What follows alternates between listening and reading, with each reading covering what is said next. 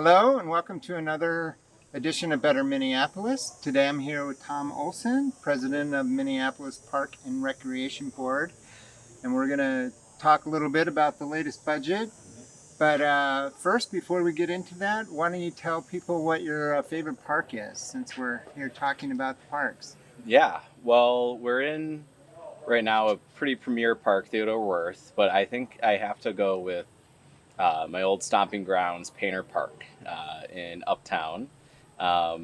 It's just where I would go and play pickup basketball with, a couple of my friends, but then mostly strangers. And it's also where, when they did the reconstruction, I saw the impact of what really good recreation infrastructure can do. So we put in a new skate park there that has just been awesome. And I think I was always, approving of skate parks, but I wasn't necessarily an enthusiast. Seeing the amount of youth and really all ages that come through there, and like the demographic of age and gender and race, and it's just all over the place, and it's just been awesome. And so that was just a really cool experience. And so Painter, I think, is a great example of our park system. Good. Well, my kids have done mountain biking here, taken mountain biking classes, and I know over by me at Nokomis, the new pickleball courts they put in have been crazy popular. Yeah. And before we started, I saw they're going to be doing closing down West River Parkway and doing a day of pickleball. Do you know this? Yeah. It's like September 12th, I think. Yep. So last year we had pickleball in the parks, and that was a really big success. Yeah, where we closed down the parkways there, pedestrianized it, and had some activity and vendors. And we actually had some. It'll be interesting to see. We had some interest of sponsorship and things like that. So it could be, kind of a new source of, just revenue and enjoyment. And yeah, it's just a great use of that amazing space, I think. So if I want to go play, do I have to have all the gear? That I don't know. I'm sure we have it somewhere on our website, but I think we actually have some of the stuff available. Because I know last time we had it, I was out of town, but folks said that I should stop by and play, and that they had the gear there. So I don't know if that was just for commissioners or if that's for the public. But. Okay. Well, let's jump into things. But first, could you give kind of an overview of the how the park board budget process works? Mm-hmm. Yeah, absolutely. So the park board, our budget process, I'll do the whole thing. Yeah, when does it start? Because I know the mayor has to put out this budget August 12th, but is there like a date where the park board has to put out a budget? Like, what's the whole timing and process for you? So we start as commissioners discussing, as a new board is elected, we discuss our 4-year priorities and kind of where we're going to want to focus as commissioners. And so going way back to January, we started having meetings about that. And then, around March-ish, we start to get some budget forecasts from our staff and, kind of rough estimates of, what this percent of the levy increase would look like, what this percent of the levy increase would look like. And we continue to have conversations about where our priorities are. We approved our 4-year goals sometime in early spring or early summer, late spring. And then the staff using those goals start to formulate, what sort of property tax levy increase we would need. And so in the context of the park board, we, have the authority to raise our own levy within the context and the authority of the BET. And so we look for a percentage within our own budget that we have to raise. And then that is overall a smaller a portion of the larger city's property tax levy increase. And so in our conversations, staff came to us and said, so for basically this year, because budget times are so difficult, to keep the lights on, to keep our service levels where they're at, we need a 5.86% levy increase to our portion of the levy. And so the board, we discuss and we debate various options of going, lower, or, do we ask for more and then negotiate down?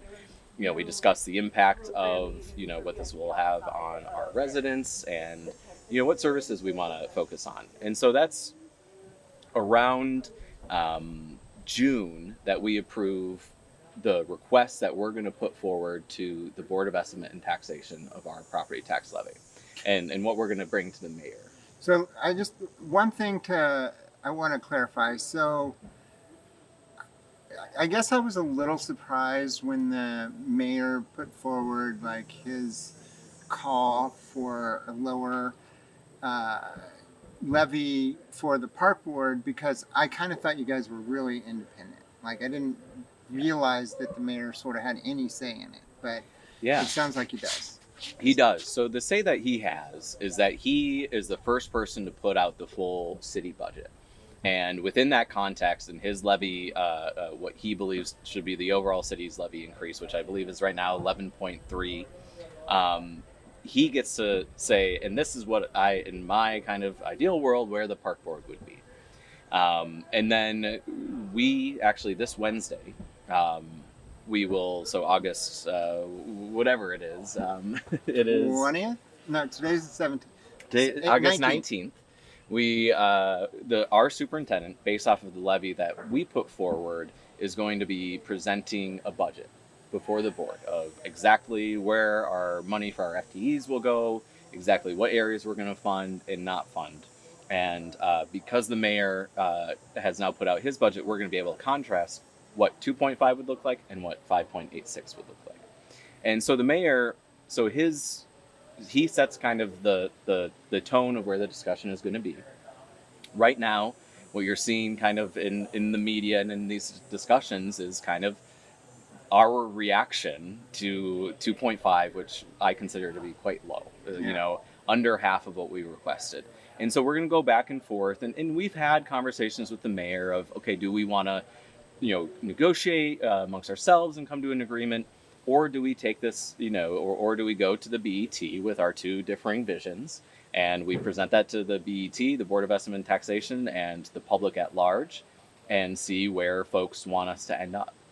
So we're having those conversations right now. And so there is a park board member on the BET. Yeah. Right.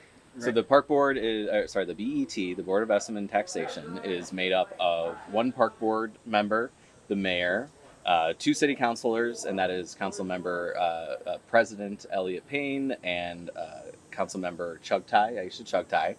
And then there's two separately elected BET members, and those are Steve Brand and Eric Harris-Bernstein. And who's the park board person on it? You are. So it's typically the president of the park board. Sometimes it differs, but this year it happens to be me. Okay, great. Yeah. So that 2.5% that you're talking about, that's not saying that the park board's budget is increasing 2.5%, right? You're saying we need to increase the levy by that much to cover our budget. But is the budget itself going up, or is it staying flat or going down? So the 2.5% is our portion of the levy. 2.5% is maybe somewhere around 0.5-ish% of the overall tax levy. So he has an 11.3. We are a fraction of that 11.3. We're, an 11th of it. Our full ask would be about 11th, and 12th actually. And so that's 2.5% of our property tax levy. And so our property tax levy, our overall budget is about $160 million. And the property tax portion of that is about $96 million. The other stuff comes from state, federal, local, local government aid, other state funding sources, fees, other revenue sources generated within the park board. And there's a foundation too. And then there's a park foundation, although they don't contribute as of yet directly to specific operational costs. They contribute to capital largely. And we also started our endowment and other sort, and we're working really hard to boost those other sources. We had our most successful year at the state government actually boosting those sources, and we have some ideas of how to do that further, because right now we rely a really high portion compared to the city of our funding comes from property taxes. So overall, our budget is increasing, and that's for a couple reasons. One, we have to pay for cost of living adjustments for our employees. Um, Is that automatic, or is that something you decide each year? Is that's it built something. into the contracts, or? So there is some that's built in, but there are also you know points within those contracts that during difficult budget years that we can implement freezes as needed. Because what I'm trying to get an understanding of is like what's a fixed cost, and then where's more adjustable costs, right? Yeah. Like you have to say, I don't know, do upkeep on this building, right? But what do you have the ability to adjust, and what's kind of more set in stone? Yeah, I mean, technically everything's malleable within a governing system. We can not pay for anything within our system. It's about what cost comes from after that. In some ways, kind of the more short term, more malleable things I would say are kind of actually maintenance costs. Those are things that you can defer, and the average resident is not going to necessarily feel that immediately. Some of the more fixed things, some of the harder things to cut are employees, are FTEs. It costs a lot of money to hire someone and onboard them, and it also takes a long time and a lot of convincing to have the BET, have city council, have mayor, and residents give you the funds for new employees. So in 2008, recession hits. Park Board has a massive decline in our number of FTEs, so full-time employees. So number of people that we employ. Only 2 years ago, about, did we finally get back to the number of full-time employees that we had before the recession. It took us over nearly 2 decades. And so, like, if you want to hire new people, who's going to approve that? I mean, you can do it if you have the budget dollars, but do you have to get specific dollars allocated for that? No, so that's kind of where some of these conversations get a little confusing, because the money is a lump sum we determine as the park board. That is where we have exclusive authority. But you'll hear things like, you'll hear the mayor say that, oh, well, there's duplication in HR and IT and payroll. And that's why I can justify going to 2.5%, because if they cut HR and payroll and all this stuff and it went to the city, then they wouldn't have to cut elsewhere. In fact, I think that's something that's an argument that as a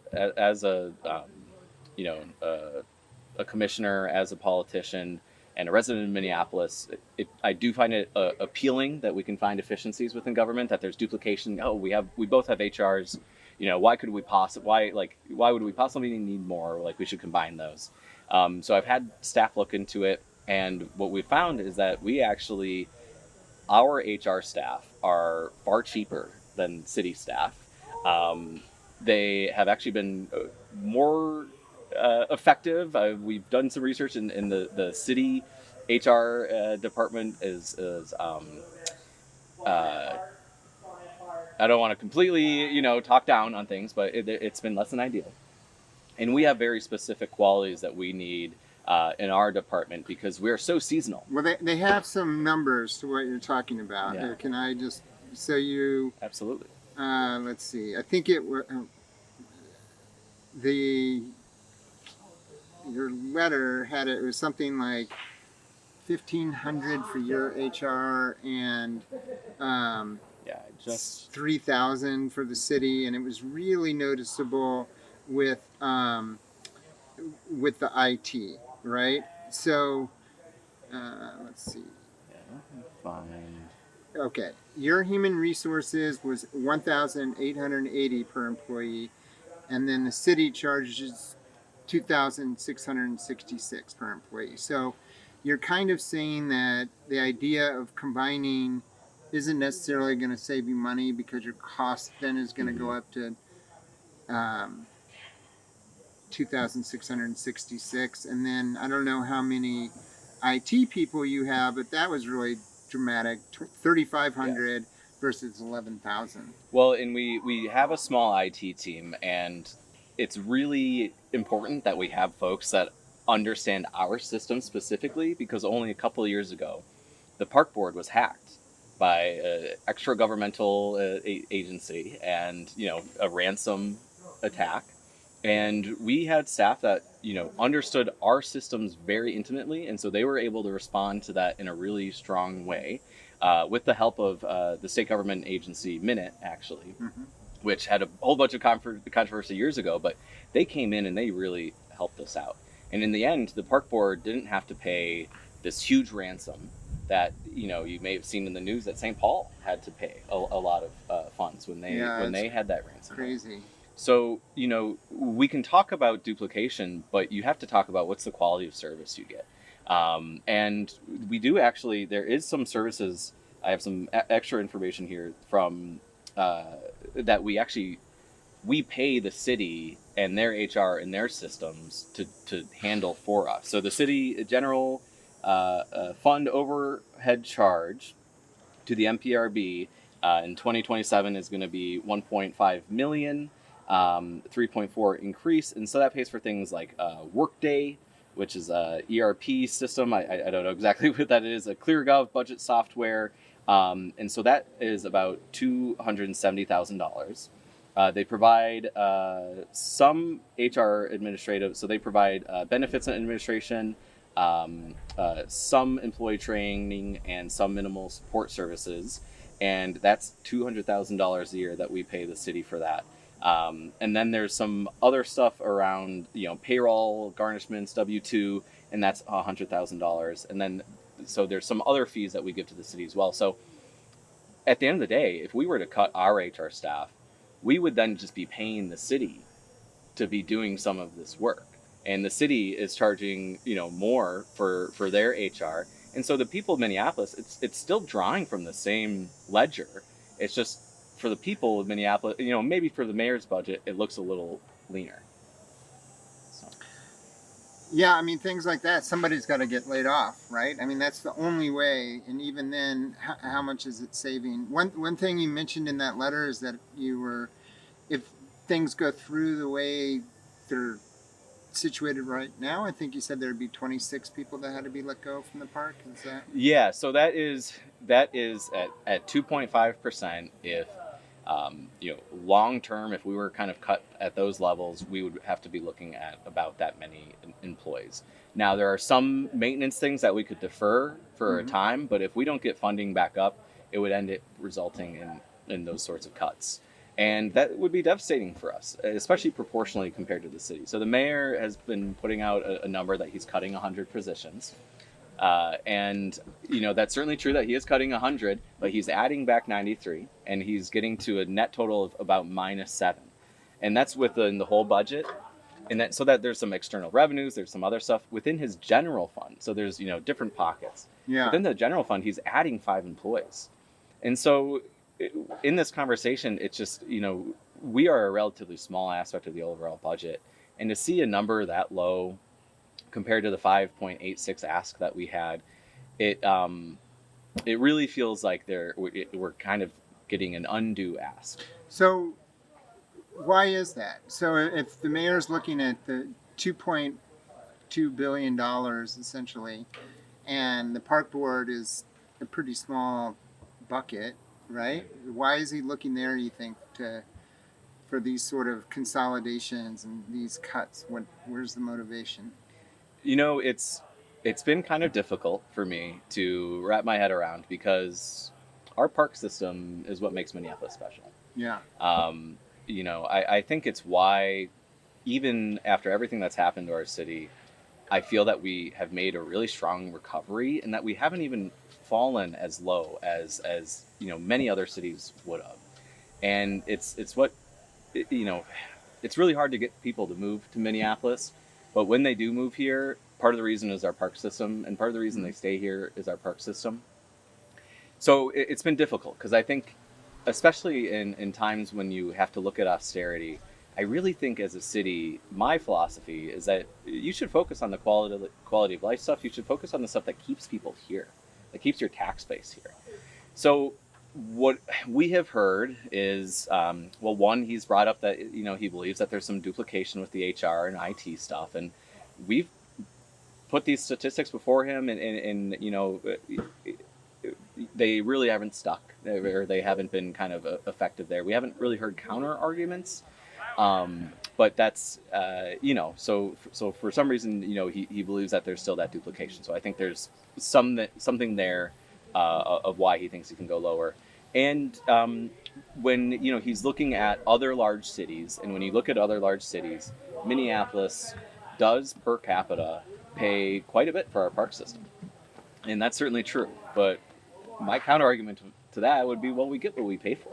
Yeah, I mean, there's certainly, like, even coming here, there's tons of people that use it. I've always used it. All my neighbors have used it a lot. It certainly adds a lot to the quality of life here. But going back to the park board having to shrink 26 people, how did you come up with that? And like, what would you need to not do that? And because it seems like the budget's not getting cut, it's just not going as high as you would want. So is it? Yeah. Because, and you mentioned in that letter, I'm very curious about like the healthcare costs going up. So Yeah. is it just that each employee is costing the park board system more now, so you can't afford to have as many, or how's that working? Yeah, so employees are where most of the park board budget goes to. And as you mentioned, yeah, the healthcare costs, paid family medical leave, which is, I think, a fantastic thing that the state did. It's we've already seen that many thousands of people have utilized it in a really effective way. That is increasing our costs, and yeah, there's the cost of living and wage increases that build in to our agreements with union staff, and just employees around the state, if they work for businesses, they get their yearly cost of living increases, unless the company's going through really dire times. And the city's certainly going through dire times, but it's been exacerbated by what I would say are budget decisions at the city level that have been less than optimal. And so what we're also seeing, and what's part of in our 5.86 ask, is North Commons is coming online, Upper Harbor Terminal is coming online. These are two premier projects that were promises made to North Minneapolis a decade ago. And we need to staff those facilities. And so we've spent capital on here. We moved heaven and earth to get these projects done. And we need people to be there so that they can actually be parks that are worth visiting and that people can actually utilize. So that's why we're asking. That's why we need that increase. And there's otherwise, there's just inflationary costs of various programs that we pay for, and we're not really expanding outside of that. Yeah, and well, you bring up a good point with those additional parks. I mean, that's been given a lot of press, right? Like they pumped that up a lot, and so I would totally see that the park board would need to add people if you're going to have an amphitheater and a nude park and all those things up there. Yeah, I mean, and we there's a lot of the mayor's budget is around policing, and the Minneapolis Park Police, I believe, have been kind of a model of policing within the city. They're not under consent decree. They're not going over their overtime budget. We budget every year for what they can do, and they meet it. They still do, they do investigative detective work. They make arrests. They do all the same things that MPD does. But I believe, not all the same. I mean, but they do many of the same things. 911 calls are a big deal, right? Yes, you have to be able to respond to those, and the park police doesn't. Yeah. But the point I was going to make is that we've been kept at about 32, 33 officers. Could be maybe one or two more, but it's around there for about the last decade. And we've been bringing new parks online, and then North Commons, and then Upper Harbor. We're adding these spaces that are so important, but we also need to increase, within that budget is going to be an extra officer to help increase patrol there. And what Park Police do is I think by focusing on our park systems, it's a place that people know there is that public safety aspect at our parks. And I get messages about when we have crimes within our park system, and frankly they're fairly few and far between when considered against how big our park system is. So yeah. So he mentioned and Mayor Frey, that is, mentioned in his speech that his number that he put out there, 2.5, was kind of like a conversation starter. I don't know what he said. I forget what his exact words were. Yeah, he said placeholder. Placeholder, right. Is this him just trying to negotiate? I mean, do we end up closer to what you want, you think? Or Yeah, I think we do. Because as you were saying, about the value of the parks, that sentiment is felt throughout our park system. Minneapolis residents, they love our parks, and I think whenever we've done polling, when we ask about how do you feel about being taxed about our parks, people say over and over again that I'm happy to pay more for our park system. I'm happy to continue to pay what we do for it, because it's just it provides so much to so many for such a little amount. So I think we'll go higher, because I think that sentiment is shared, and I think it's shared within the BET as well. I think, yeah, there is some aspect of him kind of going a bit lower there, and so then maybe we'll come down and go somewhere in the fours. Board and Estimate and Taxation chair, I don't know if it's president or chair, Steve Brandt, he actually posted on his Facebook that he doesn't want to see anything lower than 4% for the park board.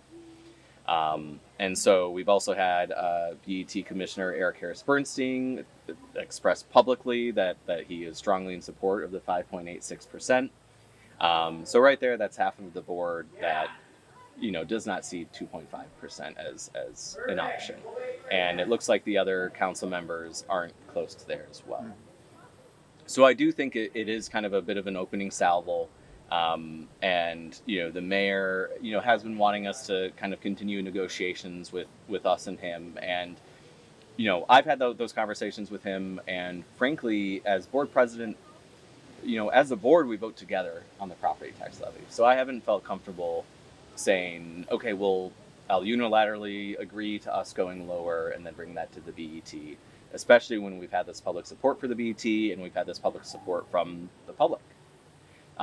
So when the budget comes forward on Wednesday, the superintendent's budget for the park system, I'll bring up to the board of, okay, well, do we want to, work with the mayor? Do we want to, negotiate with him and go lower and have this conversation? Or do we believe that 586 is fair? Mm-hmm. And do we want to go to the BET and the public and make that ask? It'll be interesting to see what the other folks want to say. And I'm happy as board president to lead whichever way they want to go.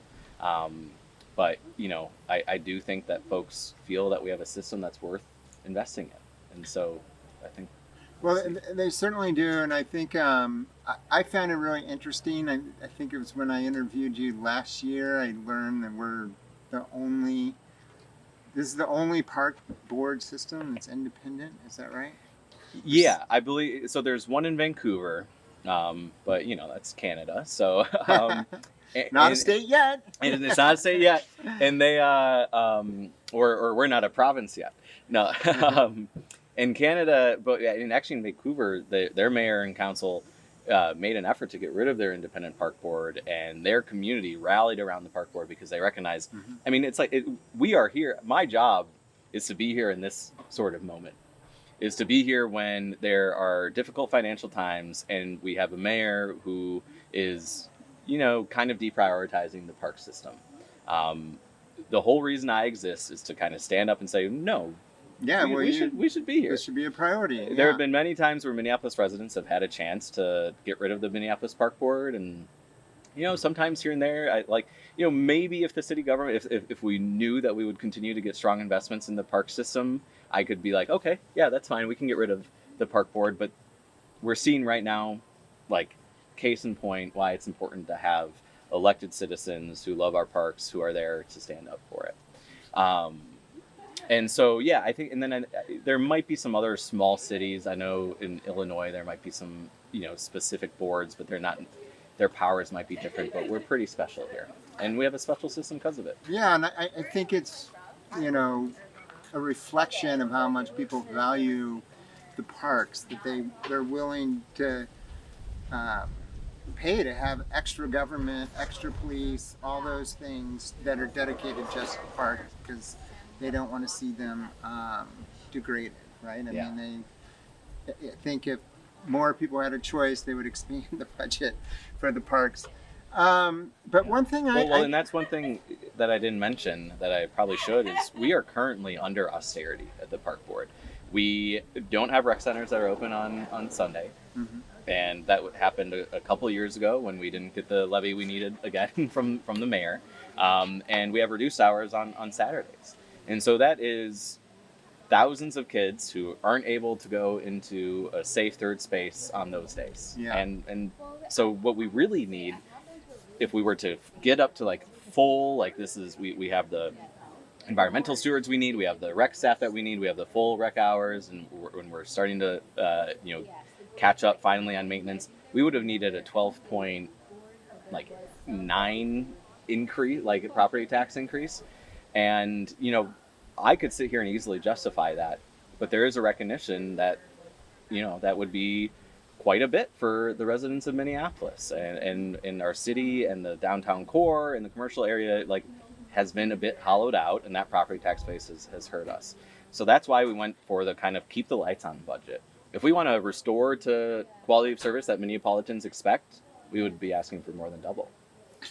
Well, the one thing that kind of occurred to me, and this isn't just, this is a little bit of me prying with the city too, is there's a lot that seems the county should be doing or taking a larger, and, I think we've used the kids programs and stuff extensively, but it does seem like there's a lot the county could do there too, right? When you talk about staying open on Sundays or why wouldn't the county be able to chip in? I think because there's a lot of county residents that use the park board.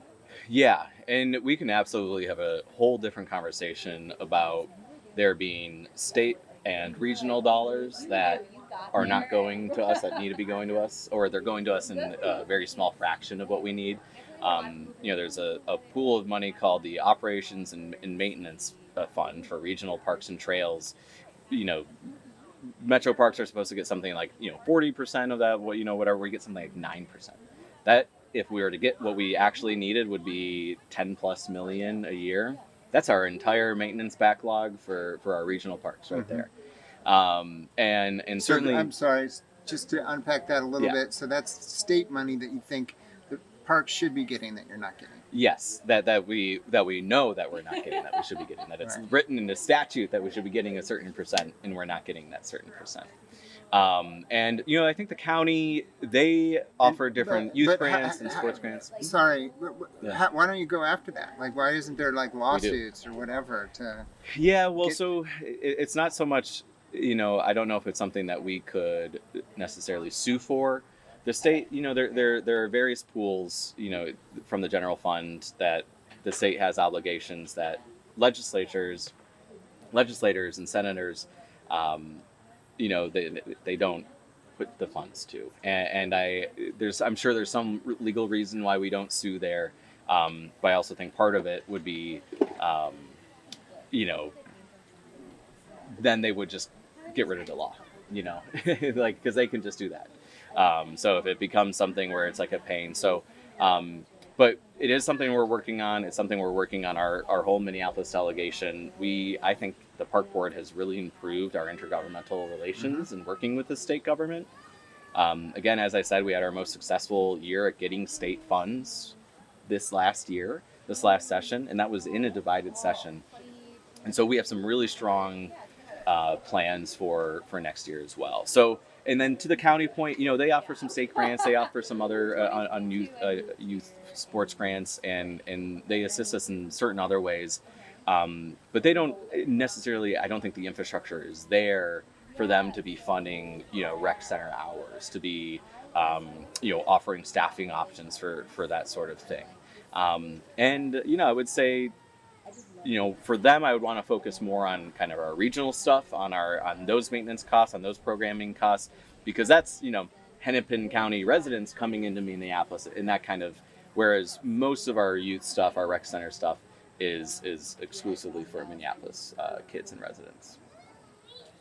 Okay, so if this new budget will get approved, what happens now? So you continue to sort of negotiate, I guess, with the mayor and stuff, and then at a certain point the BET will vote and decide on the overall levy. And when they vote on the overall levy, like let's say they say the overall levy is 9%, do they also say exactly what the park board portion of that is? They can. It is something that so the mayor's budget and the first BET conversation around that budget is going to happen in early September, I believe September 2nd, whatever that first Wednesday is.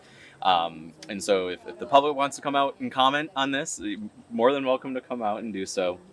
And in fact, encouraged, particularly if you think we should fund our park system. And then, so the conversation starts there. And then I believe we vote on the levy a couple weeks after that. And then within that, we vote for the overall levy, and then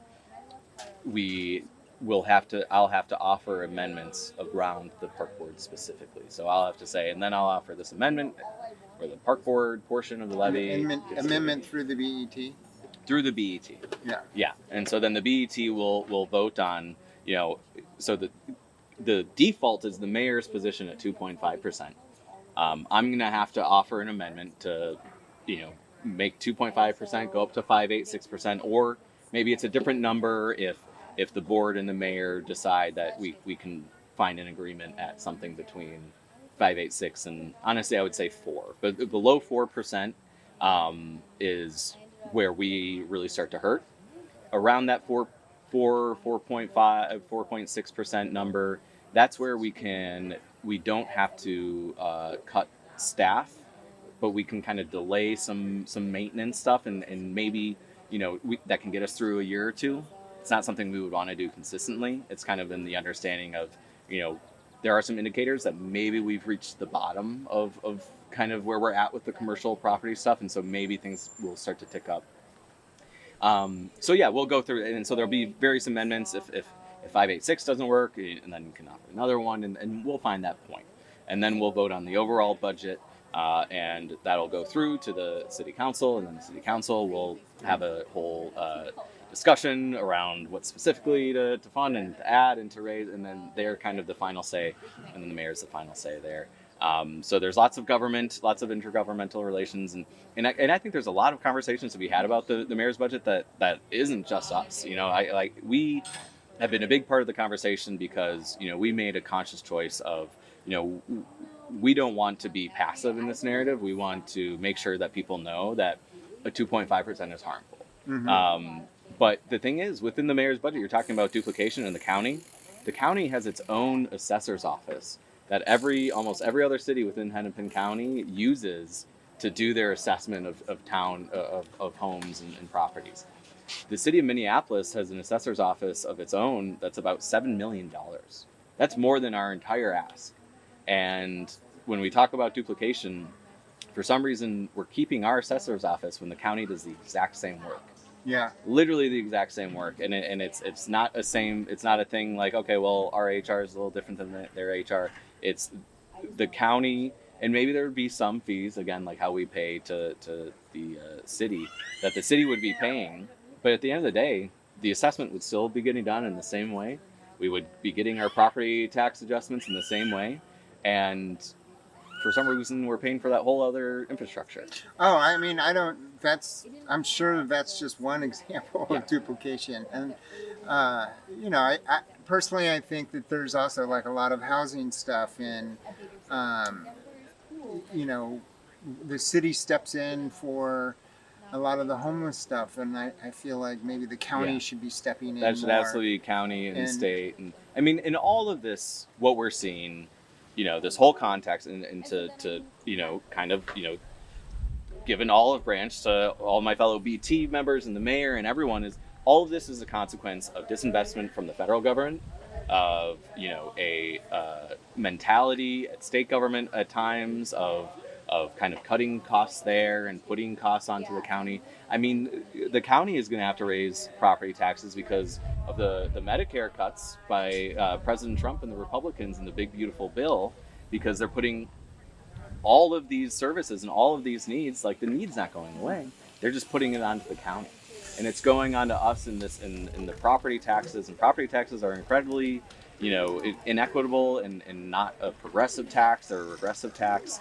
And so this is just, a mentality of disinvestment in governance and people that we have been seeing since, Reagan. And so we can go into that whole thing, but this is a consequence of that. It did make me think, is there other revenue that you could tap for the park board? So like sales tax on soft drinks or something. Mm-hmm. Or I mean, I think a lot of that stuff has to get approved by the state too, but I mean, is there a way you could get like a small sales tax or some other tax? I mean, that's regressive, but something that would be just for the parks. Yeah, we're looking at doing some, within our own power, we're looking at, right now we don't charge for we don't do credit card fee charges on transactions within the park board. That's something that we can do within our authority. We're looking at doing things like,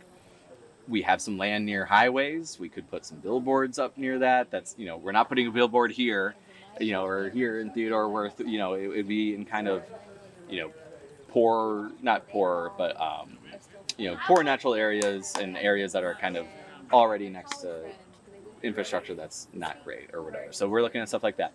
At the state level, there was been talk. We've been looking at potentially doing a regional parks, or like a local parks, like a license plate thing. Now we have all these custom license plates that Minnesotans can, when they're renewing their tabs, and pay a bit extra and have that funding go there. So that's something that we think if we could get that through, we could see an extra $1 million or something like that annually. There is actually something that's I would say pretty exciting and could be upwards of several million to tens plus. However, we're still doing the research on that, and we're still doing kind of the background on that, and it's something that we would take kind of a good amount of political capital at the state capitol, but we're digging into that and it's looking good. But I'm going to be a bit coy. Did I miss on that. The point? Okay. Yeah. I'm you're not telling me. But I'm like, what are they selling? Are they selling chunks of the park? No, we aren't. Although I have kind of put forward, so we do have property outside of the city of Minneapolis. One of those is Meadowbrook Golf Course. Oh. I feel like that's something that I would personally consider to see how much that land could be sold for. And then maybe putting what we get from that into a sort of into our endowment fund, or to some other fund that could then start to earn interest. Because I have seen that other governments are able to do that and make that work for themselves and actually generate a good amount. So that could kind of seed that sort of thing. And it's because it's outside of our park system, and it's there to, as part of our enterprise fund, to profit our park board. The park board, so golf takes a ton of land, and certainly I like to golf. I think we should have certainly some golf courses, but we only profit $400,000 a year out of all of our golf courses, and that's not a lot. So if we lose, 1/7 of our golf courses, and we gain, couple $100 million, who knows what it would be. That's the one situation where I could maybe think of disposing of land, but that's not what we're talking about in this moment. Well, if Meadowbrook is outside of the city, I mean, that would seem like a good thing to consider. Like, private developer wanted to take it over. And Yeah, it could be partly private developer. It's on the borders of Hopkins and St. Louis Park and or Hennepin County. Minnehaha Creek runs through it, so there's a watershed district there. But then there would be a whole bunch of politics, I'm sure, of the cities of being like, well, we don't want that kind of development here or whatever, but it's kind of right off of Excelsior. It's right, it's a great location. And I think it's something that if we are in, true dire times, that I think we should absolutely consider. But I do want to know potentially what we could get from it and then what we would be making annually on an endowment. Or if we just let it gain interest until a certain amount, how long would it take before we're, drawing $1 million from it annually or something like that? does the park board operate it now? Like, is it park board employees there? It's our employees, it's our land, it's all that. But could you ever like lease it to a company and they ran it and charged whatever they wanted to charge and just gave you a? Yeah, we could maybe. I mean, that's certainly something. If a company, thinks that they could, operationalize it better there, and profit more. Another thing that, and this is something that Commissioner Eric Harris-Bernstein on the BET has been talking about is, utilizing city land and park board land to, put businesses there or put housing there, or then use that to like directly profit and use that as a sort of an enterprise fund. So, maybe we sell the land or maybe we have it developed and we're drawing directly, several $1 million annually from there. And I wouldn't really want to do that with things like Theodore Wirth or things that are within the border of Minneapolis, but because it's outside of our city, I think it's something that's an interesting idea to consider. Well, it's definitely, you mentioned maintenance, and people, I feel like, forget how much it costs to, they get excited to build something, but then they forget that we have to maintain it. So it's like when they open these parks up north, all that is going to be years and years of maintenance. And, I think what, the Heritage Park thing showed, like, people don't understand, like, it doesn't get cheaper, right? Like, the maintenance costs tend to go up as things get older. Yeah. Well, in fact, the less that you're on top of it, then the more the maintenance costs. And we're close to being really on top of all of our maintenance. But again, that's what we're still kind of under austerity. Like, we just need, a few more million there, and then we can kind of really take good care of our park system. And everything has a natural lifespan too. That's part of, why neighborhood parks. So MPP 20, the plan that has been funding our neighborhood park reconstructions and rehabilitations over the last 20 decade, has been so important because it's a consistent fund where we know we're getting that those funds from, and so we've really been able to find efficiencies about making things last until their lifetime and then replacing them when needed. All right. Well, this has been enlightening. It's very complicated, I feel like. There's still a lot of, but I wanted to just, before we go, see, like, are there any things happening in the park between now and the end of summer that you're excited about or that you think people should know about? I mentioned that pickleball thing, which has gotten popular, obviously. But... Yeah, I would say definitely check that out because that's a personal thing of mine. Is I think that those parkway spaces can really be utilized in a much more dynamic way.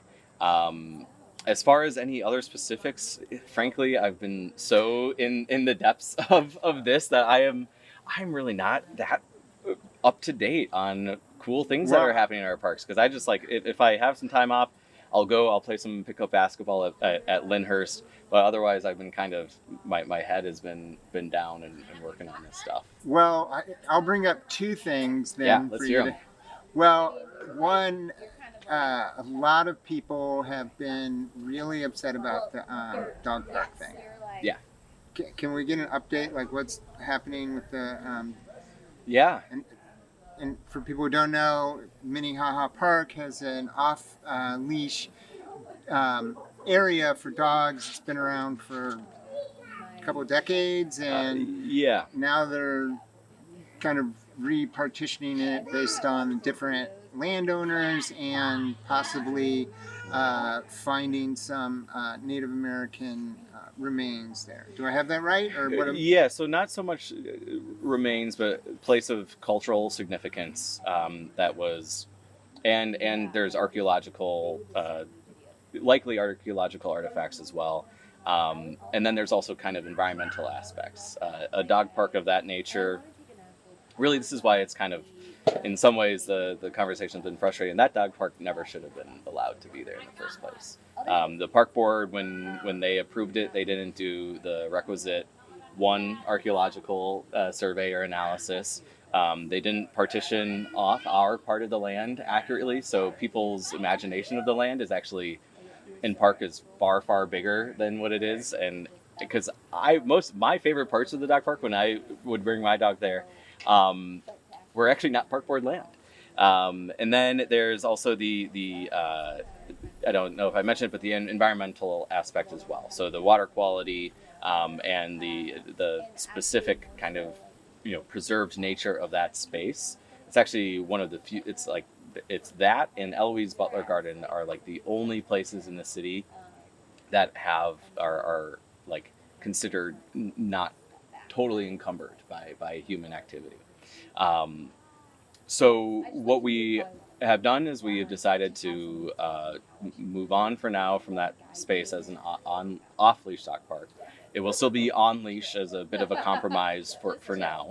Our staff are continuing to work on what community engagement around the future use of that space would be, and then also on where we could find alternatives for the aspects of that space that people enjoy. So a lot of it is a large wooded expanse. Where else do we have large wooded expanses that we can have that sort of experience?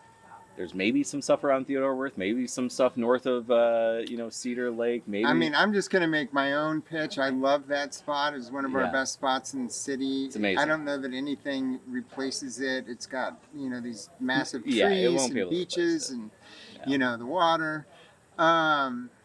So my vote, if it means anything, is to keep it. Yeah, I'm with. If I could. If I felt like I could get there, I absolutely would, because you're right. It is hands down one of the most special spots in our city. It's just, we are actually not only the only city that's dealing with Mississippi dog parks having to go away. Forgetting them off the top of my head, but there are a couple other cities as well that are having to move on. And there's a lot of environmental degradation that happens with it. But I think there has to be a spot that we can find a sort of swimming space as well for animals, for dogs, because I think for someone with an Aussie do, having them being able to swim, you need to get that energy out. So that's my hope. So we should be fairly shortly having some more updates for folks that absolutely encourage people who are not happy about the decision to please participate, because I want to hear from you so that we can utilize what you love from that space to try to find a spot that won't be able to replace it, but can provide some of the same use that you can find with it. And then I've noticed a lot of beaches closed because of E. coli lately. What's happening there? It seems a combination like more of things, than last year. Mm-hmm. Is it just because it's been hotter and we haven't had as much rain? Lakes are. What's happening? How come we're seeing so many beaches closed? So I would say this follows under the umbrella of climate change in many ways. So we're having longer stretches without water and rain, and so when those water levels kind of go down, and the heat builds up in those spaces, we get more blooms, we get more E. coli spreading. A lot of the E. coli comes from geese, right? It's goose poop, it's things of that nature. We do our best to get them away from our parks, to to trap them, to move them. They're not very good listeners. No, they're not very good listeners. And so it's just kind of an ongoing thing, but it's exacerbated by the lack of rain, by the heat, by the general health of our waterways, which for an urban environment is good. Mm-hmm. But it's constantly being degraded and stressed. We're seeing and we're living the environmental stress that's being built up by climate change. But there is more that we can do to restore our waterways. We're working with the Minnehaha Watershed District to do that. We have some interesting, good stuff on the pipeline.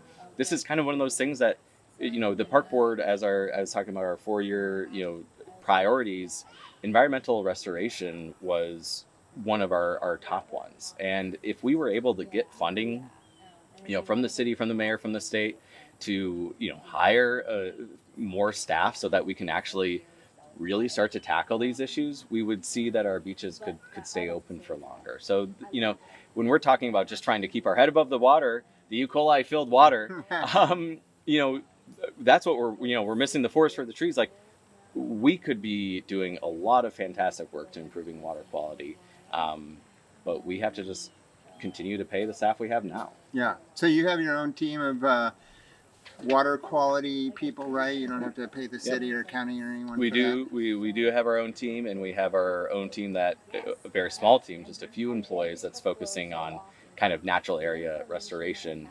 And I would love right now. We really want to get a few more staff there so that we can start going systematically from place to place. I think we'd start probably somewhere like Eloise Butler Garden, get to a place where it's at like really low percent impairment, and then the maintenance, it's a similar thing.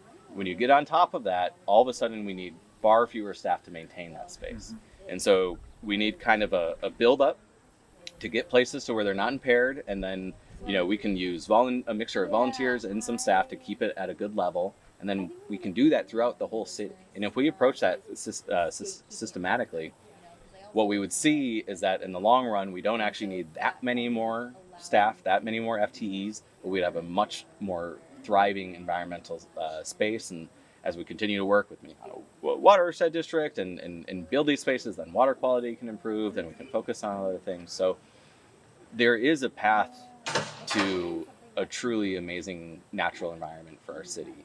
It requires time and investment. Yeah. Well, I hope you are successful in getting some money to keep things going. I don't think anybody wants to see park staff cut or services lowered. So good luck. Great. Well, thank you for this. And, yeah. And let folks know. Reach out. Talk to the VT. Talk to your state councilors and the mayor and all that. So. Great. All right. Thank you.